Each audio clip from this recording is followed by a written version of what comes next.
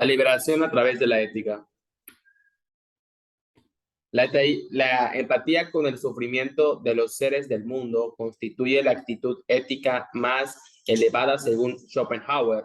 La voluntad, objetivada en su mayor grado de conciencia, es capaz de negarse a sí misma en la figura singular del santo, la personalidad ética ejemplar por excelencia.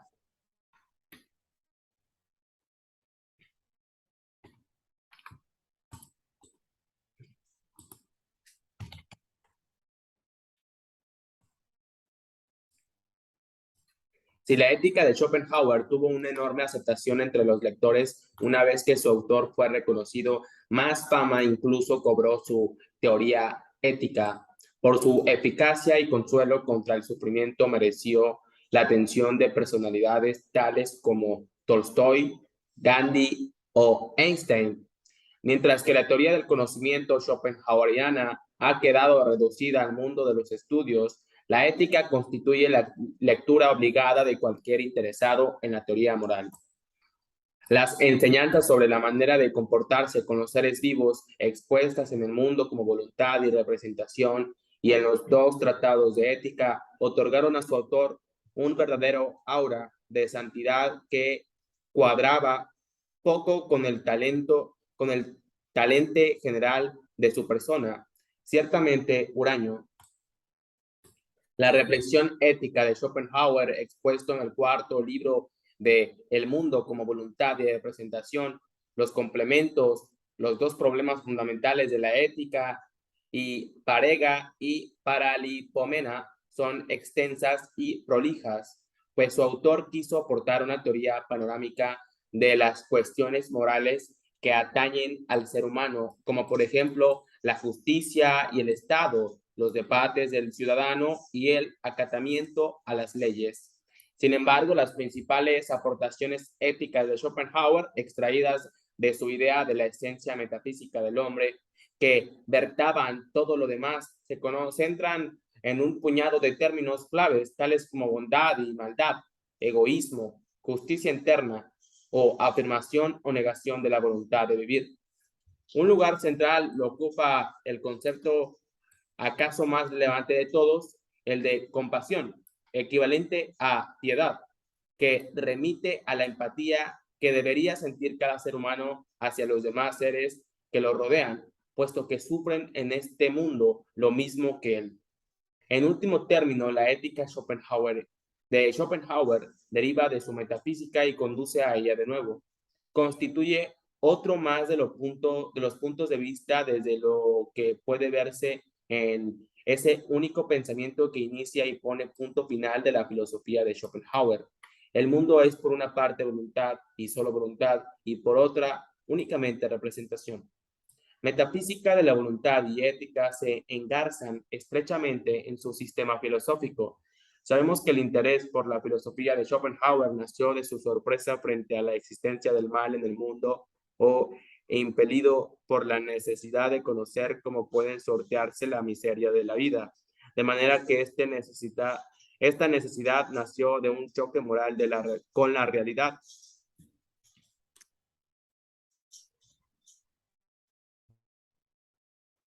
Las preguntas que acuciaron al filósofo pueden formularse así. ¿Por qué existen el dolor y el mal en el mundo?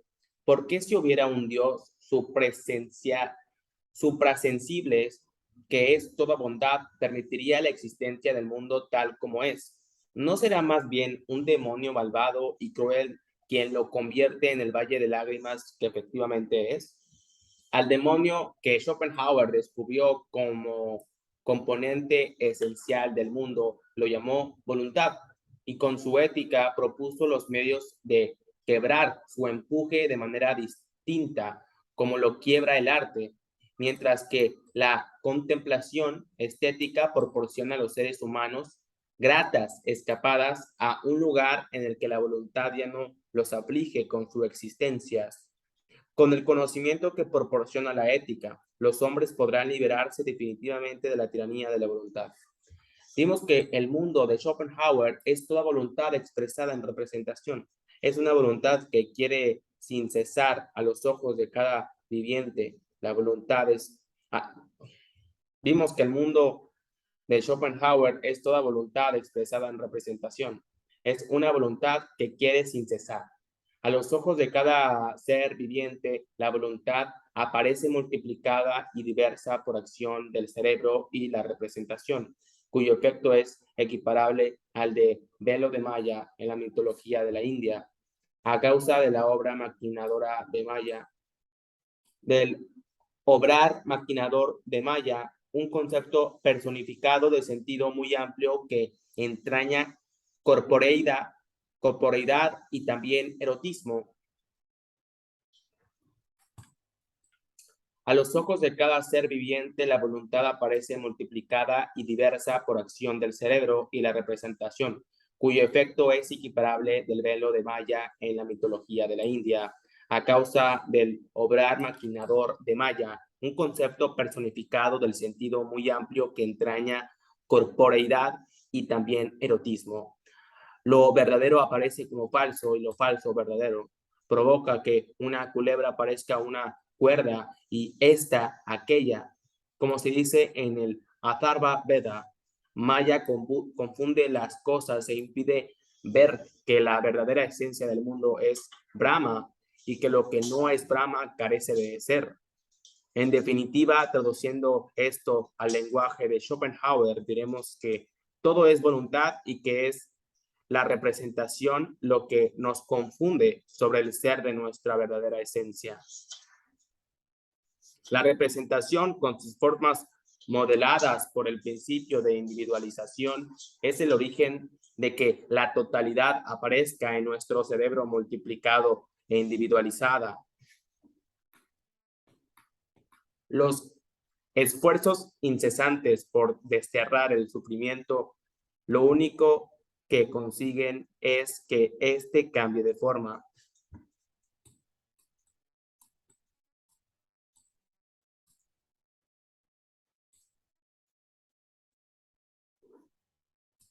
La representación con sus formas modeladas por el principio de la individualización es el origen. En definitiva, traduciendo esto al lenguaje de Schopenhauer, diremos que todo es voluntad y que es la representación lo que nos confunde sobre el ser de nuestra verdadera esencia. La representación, con sus fuerzas modeladas por el principio de individualización, es el origen de que la totalidad aparezca en nuestros cerebros multiplicada e individualizada. Dentro del mundo de la representación en el que cada ser vivo está preso en su individualidad, nos reconocemos que la voluntad es una y toda, sino que aparece también dividida. Pero no es la voluntad la causa del dolor en el mundo, igual que tampoco es causa del mundo. Los seres vivos son los causantes de su propio dolor y sufrimiento, aunque en el origen del dolor esté en última instancia la esencia íntima de todo, la voluntad. En el egoísmo innato, la expresión más inmediata de la voluntad de los seres vivos y en mayor medida en el hombre, veía Schopenhauer la causa directa de los males del mundo. Por egoísmo ciego, por el afán de perpetuarse y persistir en tanto que seres únicos e individuales entre la totalidad de los demás seres, estallan los conflictos que asolan el mundo. Es a causa del egoísmo que la mayor parte de los hombres permanezcan ciegos ante la eterna verdad que proclama la naturaleza, la identidad esencial de lo que existe. El monstruo de la voluntad devora a sus criaturas, dijo Schopenhauer.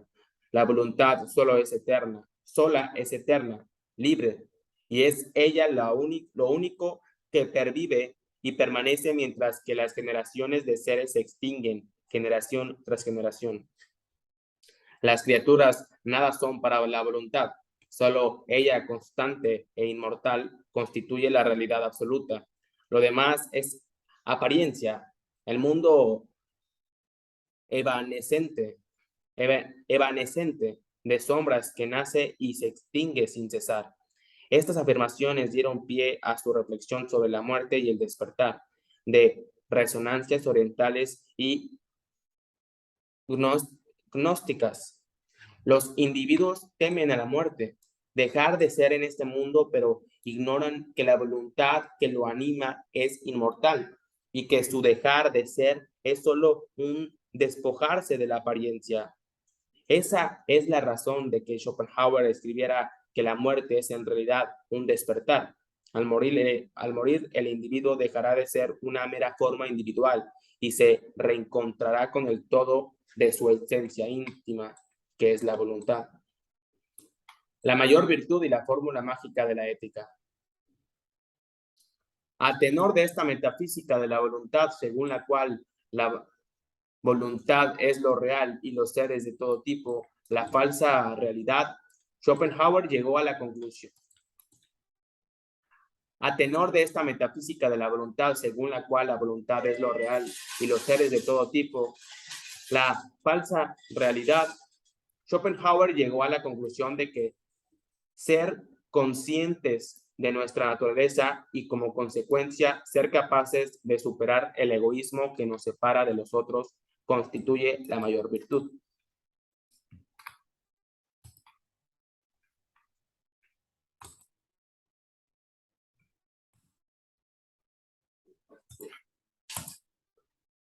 La mayor virtud y la fórmula mágica de la ética. Al tenor de esta metafísica de la voluntad, según la cual la voluntad es lo real y los seres de todo tipo, la falsa realidad, Schopenhauer llegó a la conclusión de que ser conscientes de nuestra naturaleza y como consecuencia ser capaces de superar el egoísmo que nos separa de los otros constituye la mayor virtud. Comprender el en sí del mundo, su esencia como voluntad y que estamos hechos de la misma pasta que nuestros semejantes, tendrá como consecuencia que seamos capaces de ponernos en su lugar y nos abstengamos de causarles dolor. Esta será la manera más virtuosa de actuar con relación a los demás. Schopenhauer admitía que esta proceder no es un deber ni una norma ética, solo es el modo de actuar más coherente y lógico de un ser humano que es consciente de su esencia y de la esencia del mundo. A diferencia de Kant y otros teóricos de la moral, Schopenhauer no dictó normas estrictas a las que habría que atenerse para comportarse éticamente. Sostenía que igual que los meros conceptos son estériles para el arte, no se forma al artista dándole solo normas de cómo debe actuar. Tampoco podría inculcarse eticidad en las personas mediante la emisión de reglas, edictos, leyes. Las leyes inducen a actuar legalmente por conveniencia o por miedo, no por convicción moral. La ley es necesaria en la sociedad para que los hombres no se destrocen unos a otros, pero en nada contribuye a convertirse a los ciudadanos en seres morales. Solo el convencimiento que proporciona el buen ejemplo induce a actuar éticamente, a comportarse con los demás como quisiéramos que se comportaran con nosotros.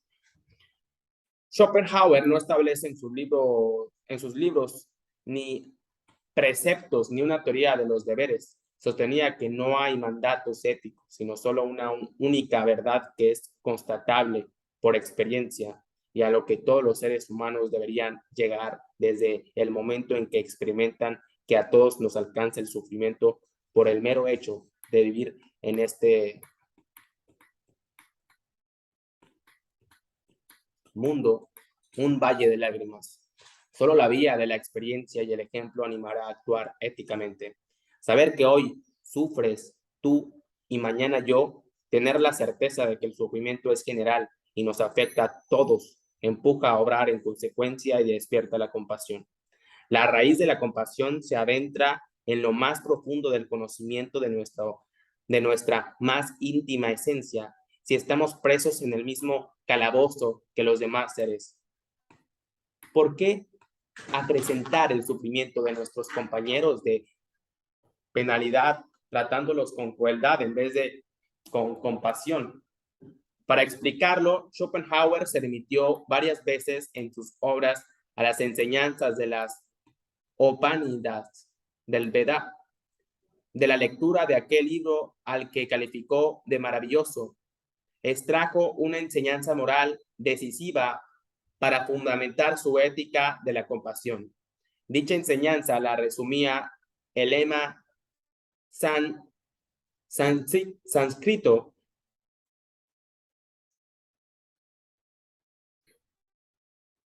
una palabra que Schopenhauer pronunciaba con devoción como si fuera un conjuro mágico. En esta extraña formulación que significa literalmente esto mismo eres tú, se considera según él la doctrina que enseña de manera alegórica la unidad de todo lo que existe. En Parerga y Paralipomena se afirmó que esta fórmula define el fundamento de la moral. Schopenhauer apreciaba mucho un paisaje de las Upanishads que reflejaba claramente su significado. La lección que Sopatki recibe de su padre Aodalak, titulada Explicación de la fórmula Mahavakya, es decir, de la gran palabra Tatoumes. Según se narra allí, el hijo se acerca a su padre y maestro pidiéndole que le explique quién es el mismo. La cónica respuesta que recibe de su progenitor reza, esto mismo eres tú. Mientras la pronuncia, Aodalak señala a un animal cualquiera, a una roca, a una planta. Con ello le dice que todo es uno y lo mismo, y que la diferencia entre unos seres y otros es solo aparente. No hay precepto en el gesto, sino solo una constatación, así como una invitación a pensar en la esencia común de los seres. La fórmula Tatoumes sintetiza metafóricamente la unidad de todo lo viviente y sirve como expresión perfecta de una verdad metafísica, pero también como lema práctico que da sentido y coherencia al actuar virtuoso, aquel que con toda claridad del conocimiento y toda firmeza de convicción pronuncia mentalmente esta fórmula, refiriéndola a cada criatura con la que se topa, posee por este mismo hecho la fuente de toda virtud y de toda beatitud. Y esta, en el camino recto que conduce a la salvación, se dice en los complementos. Al considerar a todos los seres como igual, prosigue el filósofo, se está practicando un acto de amor universal, o ágape en griego, caritas en latín.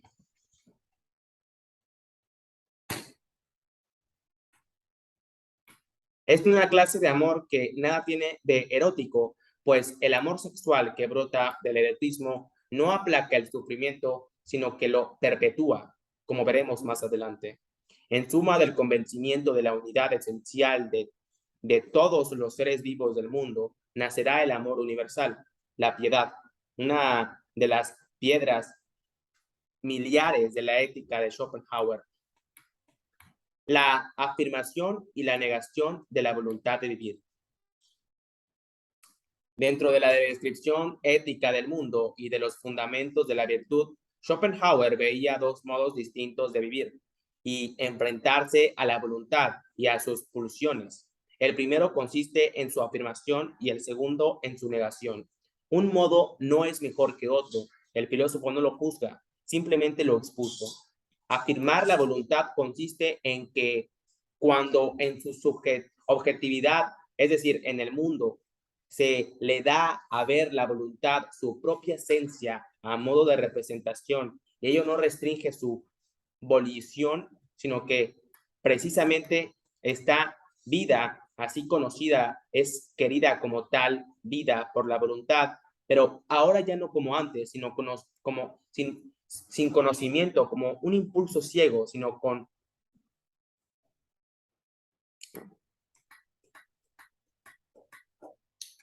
afirmar la voluntad consiste en que cuando en su objetivación, es decir, en el mundo, se le da a ver la voluntad, su propia esencia, a modo de representación, y ello no restringe su volición, sino que precisamente esta vida así conocida es querida como tal vida por la voluntad, pero ahora ya no como antes, sin conocimiento, como un impulso ciego, sino con conocimiento, consciente y reflexionante.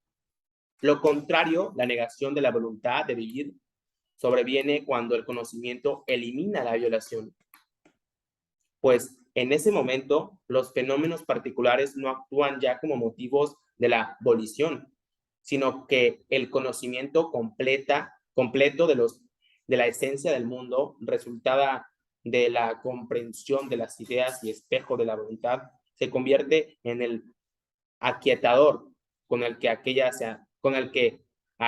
se anula libremente a sí misma.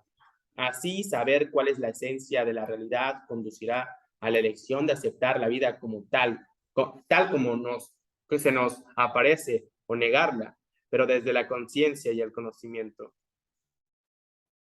Afirmar la voluntad es afirmar la vida, y ello significa afirmar el tiempo y el principio de individuación.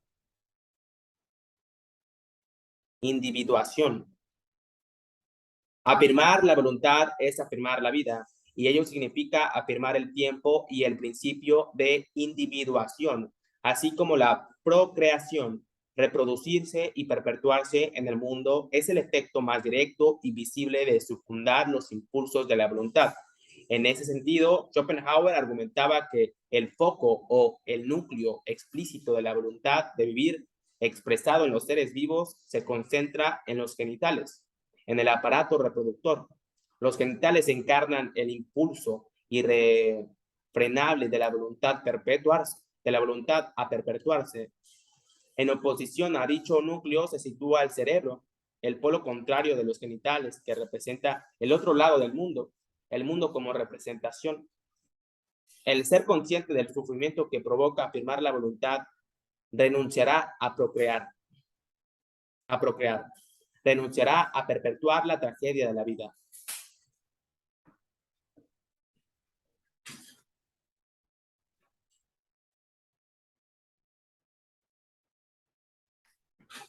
Cuando el intelecto alcanza su mayor grado de conciencia, es la voluntad general la que lo alcanza. Gracias a este mayor grado de conciencia, el ser humano es capaz de reconocer que la voluntad es lo único que pervive eternamente y que los individuos están destinados al dolor y al sufrimiento individual, condenados a la vida fugaz y a la extinción. Reconoce que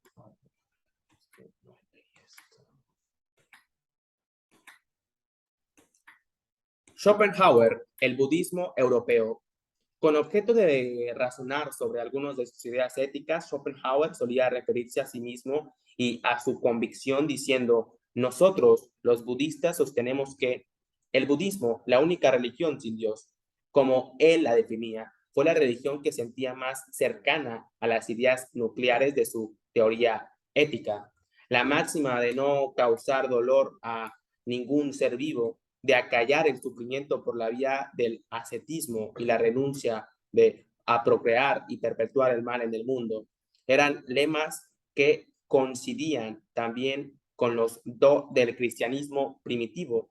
Schopenhauer no quería saber nada de curas ni de iglesias, pero la esencia de las dos religiones más grandes, el budismo y el cristianismo, decía, estaban muy presentes en su filosofía, no precisamente religiosa, aunque sí humana. Sea como fuere, el caso es que los admiradores que frecuentaron al filósofo al final de su vida lo consideraron una suerte de santo laico o budista europeo, en atención a los ideales de fraternidad y compasión tan cercano a las enseñanzas de Jesús de Nazaret y las predicaciones de Buda. En la imagen, 15 escenas de la vida de Padmasambhava,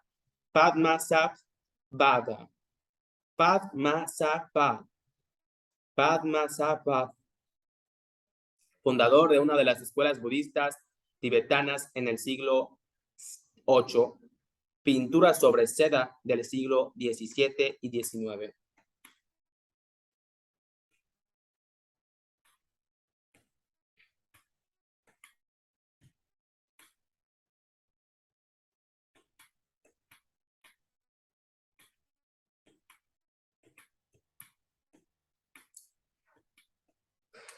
Reconoce que reproducirse es alimentar la voluntad y sus encarnaciones, y con ello perpetuar el dolor y la miseria del mundo. Solo apagando y extinguiendo el impulso reproductor se negará también ese dominio perpetuo de la voluntad. Una negación absoluta conllevaría a una extinción absoluta de la voluntad y con ella del mal y el dolor en el mundo. Pero ¿podría la voluntad negarse a sí misma desde las criaturas a las que anima y alimenta? Los conceptos del bueno y malo. Antes de pasar a tratar de la negación absoluta de la voluntad que Schopenhauer mostraba como la única vía verdadera para liberarse del dolor, es necesario comprender que entendía el por bondad y maldad como definió los conceptos de bueno y malo para enlazarlo después con su idea de justicia universal. Schopenhauer no juzgó la disposición moral de los seres humanos, calificando sus actos de buenos o malos desde un punto de vista absoluto. Sostenía que el mundo es un error que mejor no hubiera acontecido, pero una vez que existe, no hay más remedio que vivir en él. Mejor hacerlo con conciencia de la esencia íntima de las cosas que vivir en la inconsciencia, ya que con lo último se perpetúa el error. Como el fin de su filosofía consistía en mostrar lo que hay en el mundo, su que nunca sentenció que la negación de la voluntad será lo bueno y su afirmación lo malo. Algunos hombres y mujeres conscientes de su esencia íntima afirman la voluntad de vivir y otras la niegan. Pero esto no quiere decir que los primeros sean peores que los segundos. Son solo dos modos de actuar, cada uno de los cuales son con sus respectivas, cada uno de los cuales con sus respectivas consecuencias.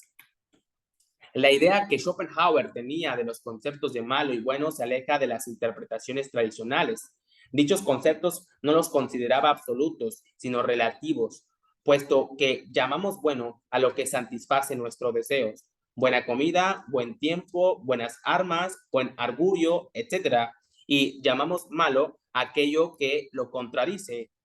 Ni lo bueno ni lo malo tienen pertenencia, ya que cambian según nuestros gustos y necesidades. Según lo anterior, bueno será lo que satisface a la voluntad y malo lo que deja insatisfecha. De ahí viene la relatividad de ambos conceptos. Bueno y malo pueden relacionarse con cosas o caracteres, pero siempre se remiten a lo que satisface o no nuestra voluntad, tanto en referencia a cosas como a personas. Aunque platónico a su manera, Schopenhauer rechazaba de plano la existencia de un bien absoluto, de un summum bonum. Argumentaba que nada es el bien en esencia, sino una voluntad deseante. El bien absoluto habría de ser el que el que proporcionase la voluntad de satisfacción de la voluntad absoluta. Y en este caso, a esta ya no le cabría la posibilidad de desear más. No desear más es imposible para la voluntad, puesto que contradice su esencia y su definición al ser ella deseo constante e insaciable.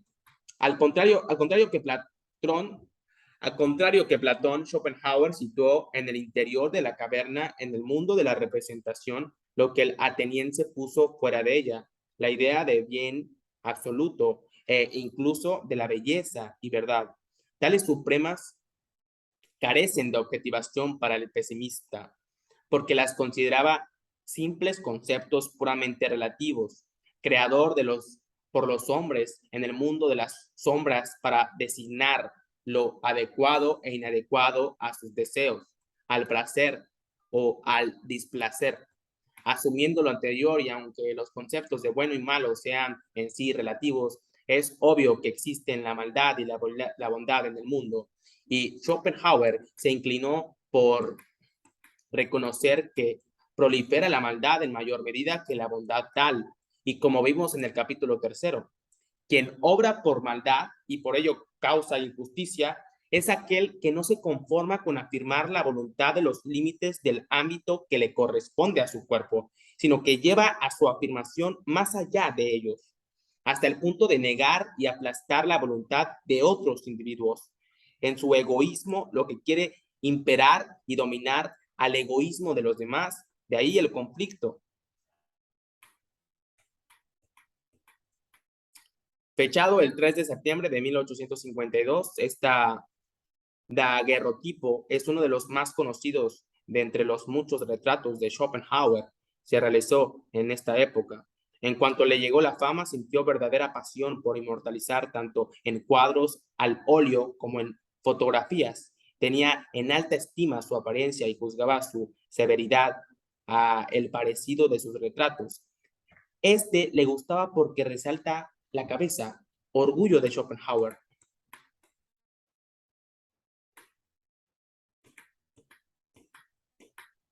Quien obra por maldad y por ello causa injusticia es aquel que no se conforma con afirmar la voluntad en los límites del ámbito que le corresponde a su cuerpo, sino que lleva su afirmación más allá de ello, hasta el punto de negar y aplastar la voluntad de otros individuos.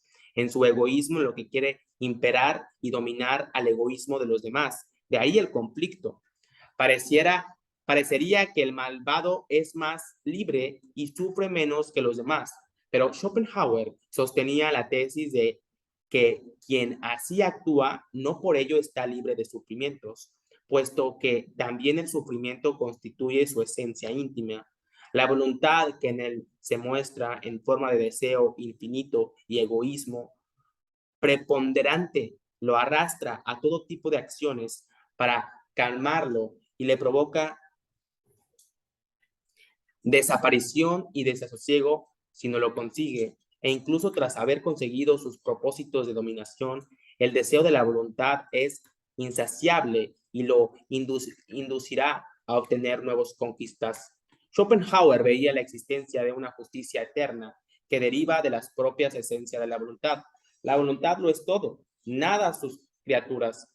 Quien convierte en víctima a otro para saciar sus deseos de prepotencia, el torturador que ejerce su poder sobre el torturado, ignora que lo único que logra con su deleznable acción es calmar un dolor esencial que lo atenazaba con otro dolor más concreto y que en realidad el éxito de su acción, el aniquilamiento de la víctima, solo se reduce a más dolor y hasta el placer que pudiera producir matar o torturar solo es momentáneo, efímero, pues de nuevo enseguida dará paso al sufrimiento y a la ansiedad.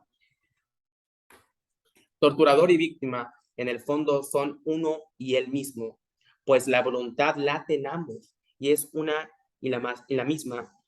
Es el velo de Maya, es la representación y el principio de individuación, el origen de que la única voluntad aparezca dividida, como ya se ha visto. Si quien comete el mal y la injusticia fuera consciente de ello, tendría que abstenerse de sus actos malvados, puesto que a la larga son estériles, causarán más dolor y perpetúan el dominio de la voluntad. La maldad proviene del egoísmo más acentuado, de la necesidad a toda costa de afirmar y reafirmar el propio ser sin meta alguna, puesto que toda meta es a su vez ficticia, ya que el deseo no encuentra nunca su fin por ese camino. En la acción del mal yace una ilusión y en definitiva también un error y una carencia de conocimiento que vagamente recuerda a esa necesidad de ilustración socrática como arma contra las malas acciones. Recuérdese que según Sócrates, es malvado quien desconoce el bien. Quien conozca la verdad de la esencia única, la verdad expresada en la fórmula sánscrita, este también eres tú, a la que nos referimos anteriormente, y se convence de ella, se abstendrá de ejercer el mal sobre los demás, pues reconoce que en el fondo ellos son el mismo y que todo participan de la misma esencia. Quien actúa de manera egoísta, quien causa injusticia, está confundido y atrapado por completo en la vorágine de la individualidad. El hombre y la mujer virtuosos son también justos, se abstienen de imponerse a sus semejantes y de causarles dolor. Justo es quien no se deja engañar por las diferencias que ocasiona el principio de individuación, sino que mediante sus obras muestra que él mismo se reconoce en el otro, hasta el punto de no cometer con él injusticia. Llegando a ese extremo, su mirada traspasa el velo de malla, en cuanto que considera el ser de los demás como igual al suyo, y hace lo posible por no perjudicarlo ni dañarlo, escribió Schopenhauer. En suma, bondad y justicia tienen su fuente en una sabiduría que es a la vez un ver más allá del principio de individuación, una visión que suprime la diferencia aparentes y considera la homogeneidad innata que une a todos los seres vivos. El egoísta, el malvado, siente el mundo como inhóspito y rodeado de enemigos al acecho de seres diferentes de él que le quitarán la vida si lo molesta. De ahí que crea que debe adelantarse y quitársela él a ellos. En cambio, el justo inclinado a la bondad, el virtuoso, ve amigos a su alrededor, encuentra la vida armónica, porque experimenta el mundo desde el punto de vista de la tolerancia y de lo positivo. Ve la igualdad en vez de la discordancia. Los hombres buenos y virtuosos, aunque afirmadores de la voluntad de vivir, se abstienen de hacer el mal, y esa es su gran virtud. Reconocen en los demás hombres a sus iguales en el sufrimiento, empatizan con ellos y reniegan del mal en cuanto pueden. Sin embargo, dentro de esta clase de hombres todavía hay otro que lo superan en virtud. A ello dedicó Schopenhauer una página consoladoras y que le valieron el apodo de santo laico, el artista del hambre y la negación del mundo. El genio artístico se caracteriza por ser capaz de plasmar en el arte las ideas que intuye y percibe, y ser capaz asimismo de transmitirlas a sus cogneres para proporcionarles momentos de paz y placer estético, en lo que les sea posible olvidar el sufrimiento. En esos momentos de contemplación, el intelecto hace su aparición. El sujeto contemplador se convierte en sujeto del conocimiento y se emancipa del poder de la voluntad. Este placer estético es solo un acallador momentáneo de la inclemencia producida por el deseo omnipotente de la voluntad. ¿Cómo acallar del todo las pujanzas de la voluntad? Schopenhauer describió otra vida menos común, pero de resultados más eficaces para suprimir de una vez por todas el dolor del mundo, aquella que solo le está reservada transitar a los hombres y mujeres superiores, los ascetas y los santos. Estos poseen el privilegio de gozar de una enorme capacidad de conocimiento, mayor incluso que la de los artistas, pues ya no ven ideas, sino solo el propósito final de terminar con el sufrimiento, negando la voluntad de vivir. Únicamente ellos llegan a la conclusión extrema a la que conduce de manera intuitiva la máxima lucidez y conciencia sobre la condición humana y la tiranía de la voluntad, el convencimiento de que vivir significa padecer. Yo no soy ningún santo, pero he enseñado qué es la santidad. Solo a los ascetas y a los santos les está dado obtener la paz perpetua del ánimo, alcanzar ese estado que los hindúes denominaron nirvana, alcanzar ese estado que los hindúes denominaron nirvana, un estado beatífico en el que el cuerpo ya no siente nada que lo moleste, ni frío ni calor, ni dolor, ni inquietud alguna. Schopenhauer lo describe como un estado en el que no existe estas cuatro cosas: nacimiento, vejez, enfermedad y muerte. Una vez alcanzado, allí se aquietan los embates de la voluntad y cesa el dolor. ¿Cómo es posible llegar hasta él? A través de la vida de la inacción y la renuncia, posiciones adoptadas por los ascetas y los hombres santos de todas las épocas. Todos los santos cristianos, como los ascetas hindúes, a los bodhisattvas, budistas, meditadores en busca de la iluminación, se caracterizaron por sus actitudes de renuncia. Se negaban a tomar alimento y a procrear. Con ello buscaban la anulación de la voluntad en su propio cuerpo, pero también la existencia de la individualidad, causa del egoísmo y del dolor del mundo. Schopenhauer vio en esta renuncia y negación de su individualidad la negación de la voluntad.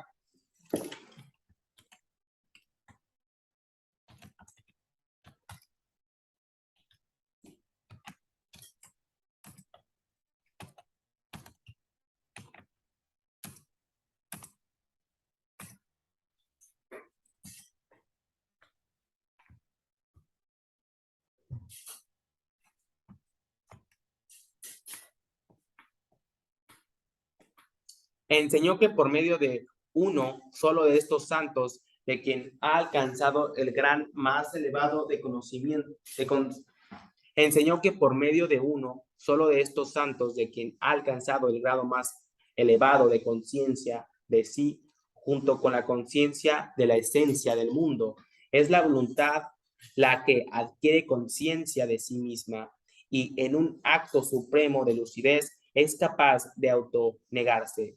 Entonces deja de querer y se revela contra su esencia. Se ha visto en esta tesis tan arriesgada la mayor inconsciencia del sistema de Schopenhauer, como la voluntad, que es enteramente deseo, llega a ese estado que la induce a querer no querer. El filósofo repuso que no podía explicarlo, pero que así ocurre efectivamente. Veía como un hecho cierto, experimentable y visible, que la voluntad alcanza su estado máximo de conciencia gracias a la lucidez de un ser puro y clarividente, y que tal clarividencia la hace autonegarse. Añadió que hay que entender este acontecimiento como un milagro inexplicable, en que la voluntad alcanza su anulación. En todo caso, los santos ascetas y ascetas así lo demuestra porque se hallan iluminados por la gracia, algo que carece de explicación racional. Todo amor verdadero es compasión, y todo amor que no sea compasión es egoísmo.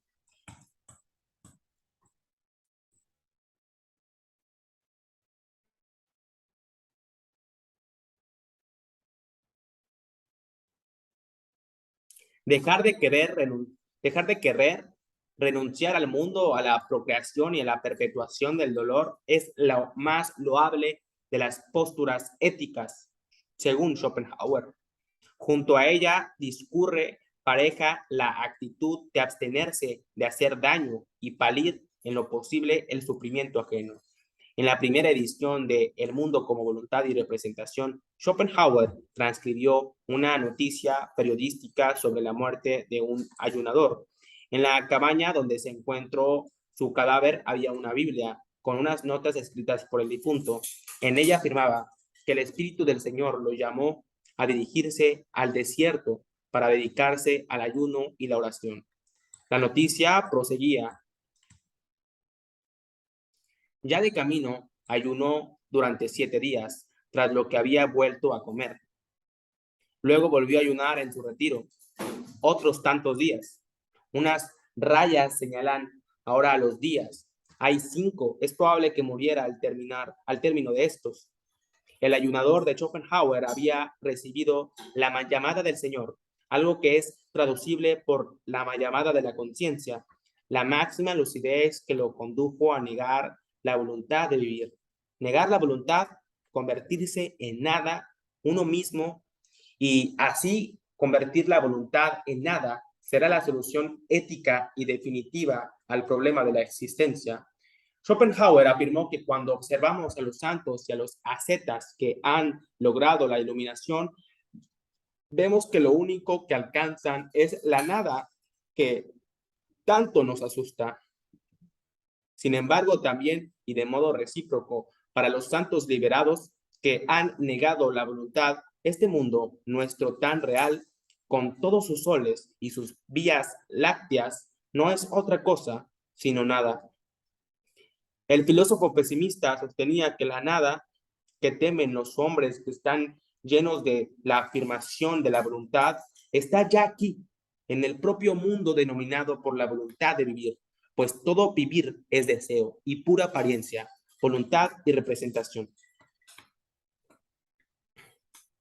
La contemplación de la actitud, características de los ascetas y los santos, de sus actitudes para hacer el bien y negarse a ejercer el mal sobre las demás criaturas, nos llenan de una profunda y dolorosa nostalgia, escribe Schopenhauer, cuando las contrastamos con nuestra condición abatida por la miseria y los afanes y sufrimientos sin cuento. Con todo, tanto para los santos como para los profanos, lo único que resta al final, nieguen o afirmen la voluntad de vivir, es la nada. Quien vive en este mundo termina por enfrentarse a la nada esencial que constituye la realidad de lo que en verdad es apariencia. Para los santos y los negadores de la voluntad, este mundo también es nada. Ellos se adelantan a esa nada final que a todos nos aguarda y al menos la asume como con plena conciencia.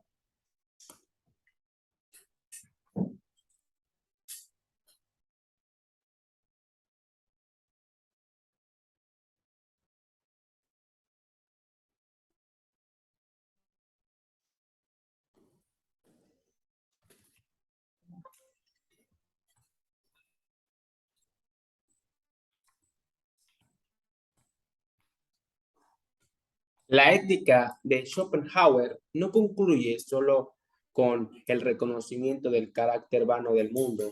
En su obra, los dos problemas fundamentales de la ética, en la que expuso los fundamentos de actuar del,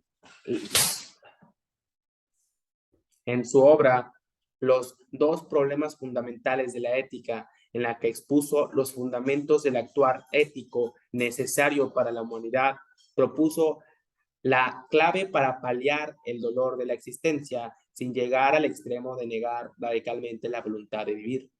Esta clave se define con el término compasión, el cual remite al amor universal. Todo amor puro y verdadero es compasión. Todo amor que no lo sea, es egoísmo. Egoísta es eros. En cambio, compasión es ágape, un amor incondicional, incondicionado y puro, escribió. Eros y Caritas representan dos posturas distintas de las que se puede entender la afirmación o la negación de la voluntad de vivir por parte de los individuos, quien, movido por la fuerza que Eros le confiere, procrea, se afirma a sí mismo y a la vida, afirma la voluntad de vivir. Quien se compadece de sus semejantes, en cambio, procura disminuir el dolor que los atenaza o absteniéndose de actuar de manera egoísta, sea, a, se aparta de las injusticias y con ello efectúa el primer paso de la negación de la voluntad, en cuanto que todo su ser se dirige a una mitigación de los efectos que se desencadenan con la afirmación de aquella. Negación de la voluntad de vivir, ascetismo, santidad, caritas, piedad, fueron términos éticos a los que Schopenhauer confirió nueva vida y una novedosa y clara fundamentación filosófica, que los seres humanos más lúcidos son a la par aquellos que reconocen el dolor universal y encausan su vida de manera que su ejemplo y su acción sirva para aliviarlo o extinguirlo. Es algo que enseñaron los santos, los ascetas y las personas virtuosas de todos los tiempos, y que Schopenhauer tuvo a bien recordar y argumentar que con su filosofía no es de extrañar que con el tiempo se convirtiera en toda una religión laica para los no religiosos, una segura tabla de salvación en medio de proceloso mar del proceloso mar existencial de la confusión y la amargura. El programa filosófico de Schopenhauer. En un apunte inédito en 1816, Schopenhauer escribió: el velo de Maya de los Vedas, el ser que de, el velo de Maya de los Vedas, el ser que deviene y nunca es de Platón, y el fenómeno de Kant son una y la misma cosa. Son este mundo en el que vivimos y somos nosotros mismos en cuanto que a él pertenecemos. Nadie ha reconocido esto hasta hoy. A continuación, esbozó el siguiente esquema.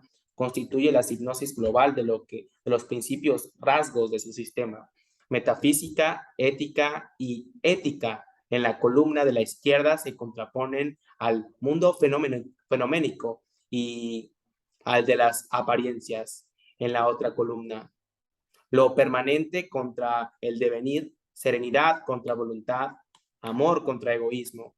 Tal y como hemos visto a lo largo de este libro, es un excelente resumen de su programa filosófico, el cual pretendió explicar desde un punto de vista metafísico y filosófico el origen del sufrimiento del mundo y la miseria de la condición humana. Está lo general y lo particular.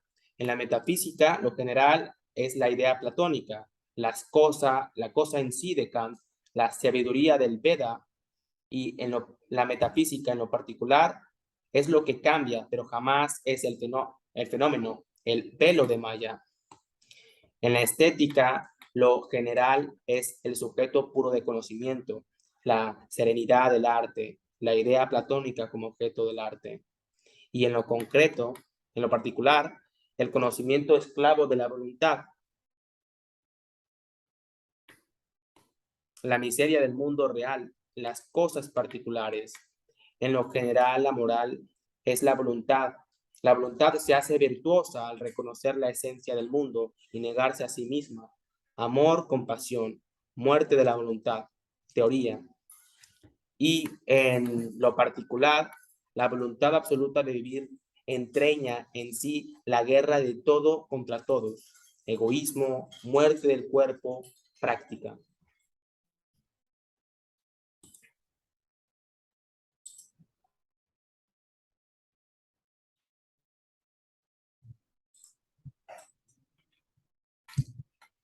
El giro definitivo en la vida de Schopenhauer. Como ya se ha apuntado en capítulos anteriores, las originales ideas de Schopenhauer no suscitaron ningún interés durante décadas, solo en sus años de madurez y después de mucho penar por la indiferencia del público, este despertó y terminó por reconocer en el solitario pensador a uno de los más grandes filósofos de todos los tiempos. En medio de su soledad, Schopenhauer nunca cesó de tener fe en sí mismo y en su obra. Después de haber publicado sus tratados de ética en 1841 y en la segunda edición de El mundo como voluntad y representación en 1844, acabó por obtener cierto eco entre algunos aficionados a la filosofía. Poco a poco fue formándose a su alrededor un pequeño grupo de simpatizantes y admiradores, denominados por él con ironía y orgullo sus apóstoles y evangelistas.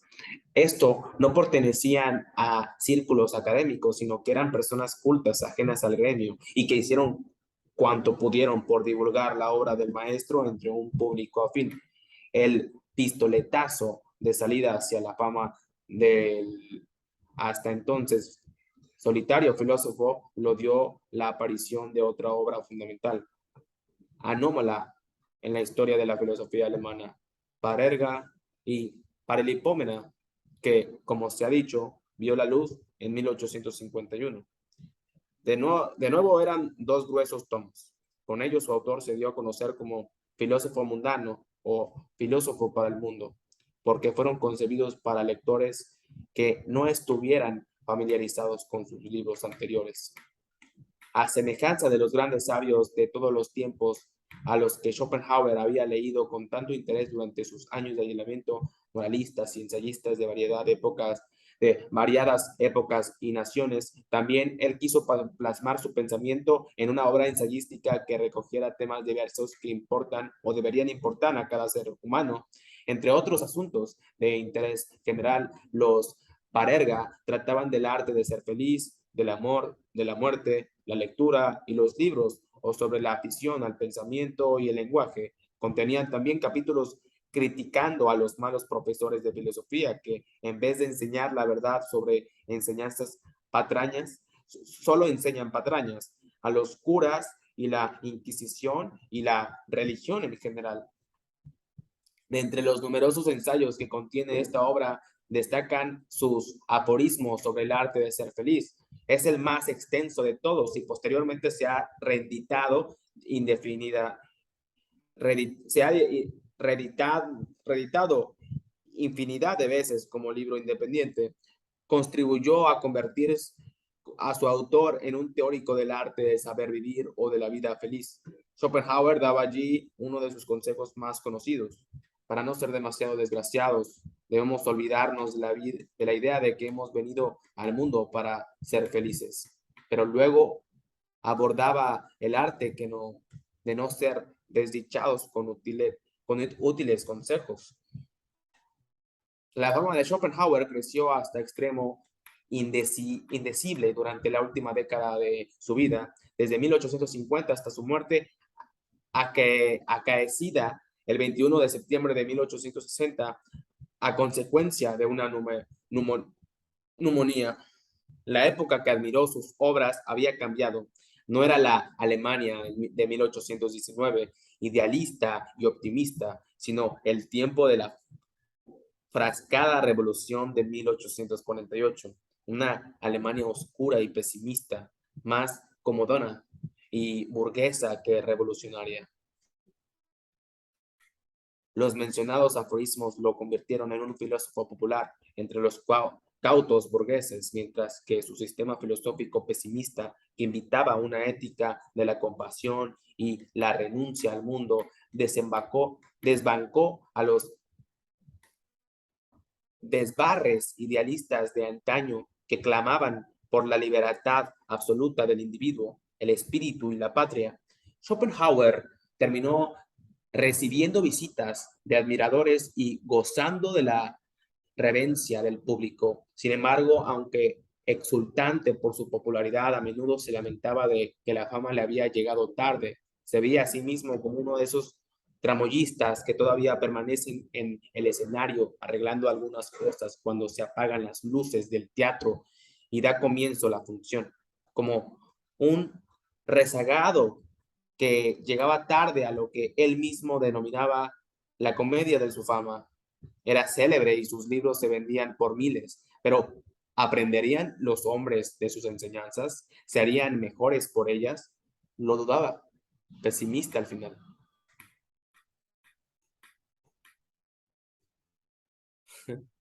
Glosario. Cerebro es el órgano físico de la representación. Gracias a su maquinaria interna aparece el mundo tal como lo vemos y percibimos. El mundo representado en talento que objeto para el sujeto que lo conoce, que se lo representa. Cosa en sí.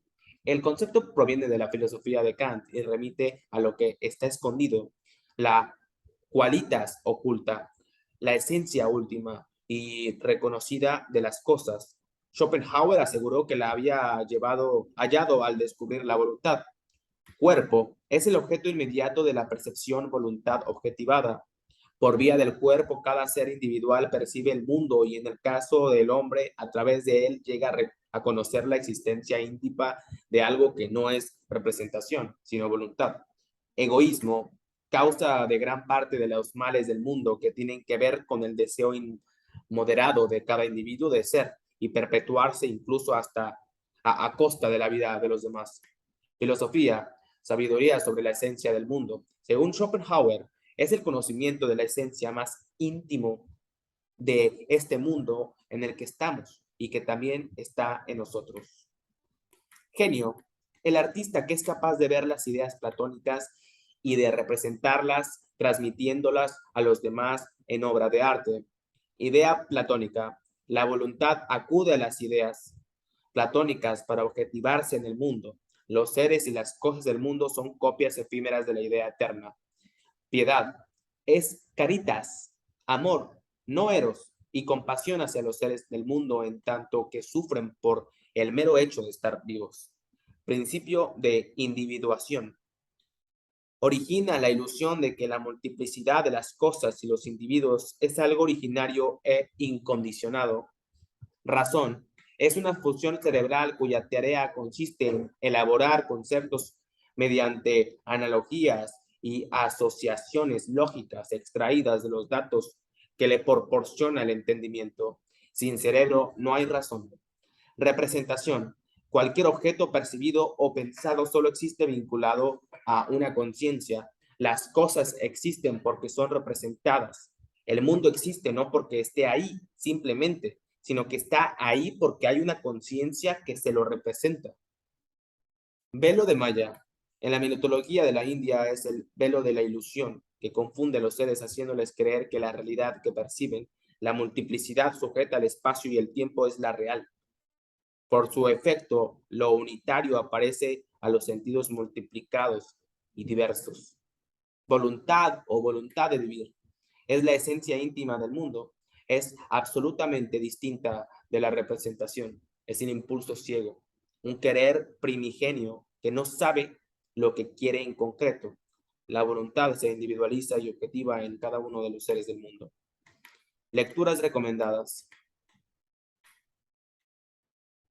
Mant, T. Schopenhauer, Nietzsche, Freud, Barcelona, Burguero, 1984. Reedición, Madrid, Alianza, 2001.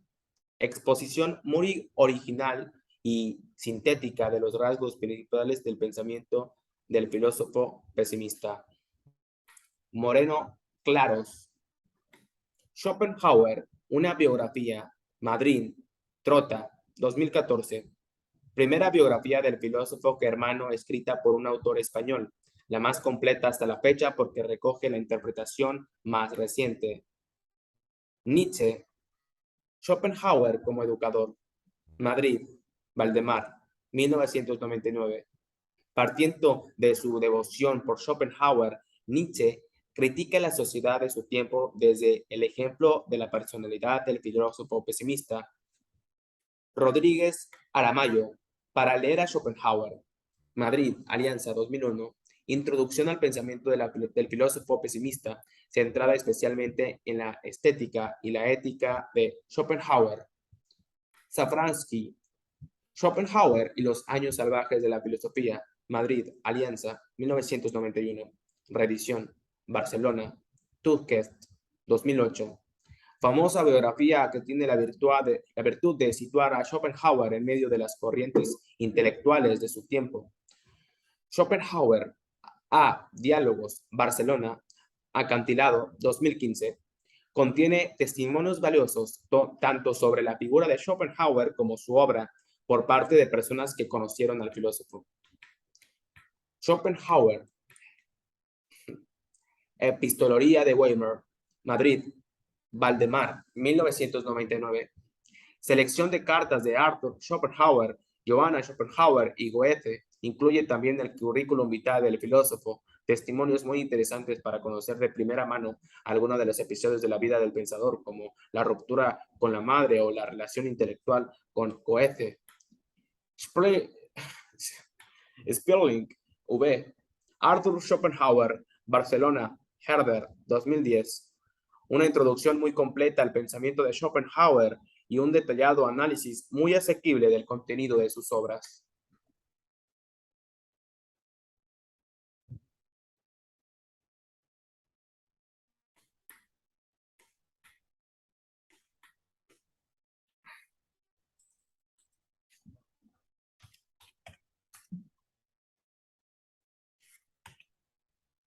Schopenhauer ha pasado a la historia como el filósofo pesimista por excelencia. En su obra capital, El mundo como voluntad y representación, defendió la primera de la voluntad sobre la razón, tan querida por sus antecesores ilustrados. Una voluntad irracional que incita al individuo a buscar incesantemente placeres que nunca lo colman, provocándole un sufrimiento constante. Fue uno de los primeros pensadores occidentales en abrazar otras tradiciones filosóficas y coincidió con el budismo en recomendar la renuncia a los deseos como única vía para mitigar el dolor de la existencia.